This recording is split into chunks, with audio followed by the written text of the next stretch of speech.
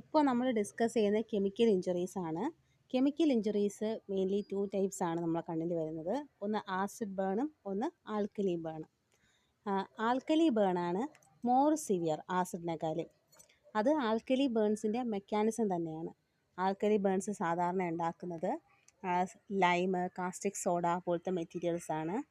അപ്പോൾ ഈ മെറ്റീരിയൽസിൽ സാഫോണിൻ എന്ന് പറഞ്ഞൊരു വസ്തു നമ്മുടെ സെൽ മെംബ്രെയിനുമായിട്ട് ബൈൻഡ് ചെയ്യുന്നു. അങ്ങനെ നമ്മുടെ സെൽ മെംബ്രെയിൻ ഡാമേജ് ചെയ്തിട്ട് ഡീപ്പർ പെനിട്രേഷൻ നടത്താൻ അവരെ കൊണ്ട് സാധിക്കും. അതുപോലെ തന്നെ നമ്മുടെ സെല്ലിൽ പെനിട്രേറ്റ് ചെയ്യുകയും അതിൽ വാട്ടർ കണ്ടൻറ്റ് അബ്സോർബ് ചെയ്ത് കളയുകയും നമുക്ക് കൂടുതലായിട്ട് ജെലാറ്റിനൈസേഷനും ഒക്കെ തന്നെ ആൽക്കലി ബേൺസിൻ്റെ ഭാഗമായിട്ട് ഉണ്ടാവും. അതുപോലെ തന്നെ ആസിഡ് ബേൺസ് ചെയ്യുന്നത് ഡീനാച്ചുറേഷൻ ഓഫ് പ്രോട്ടീനാണ്. അത് ഇൻവേർട്ട് ചെയ്യുമ്പോൾ തന്നെ പ്രോട്ടീൻ ഡീനാച്ചുറേഷൻ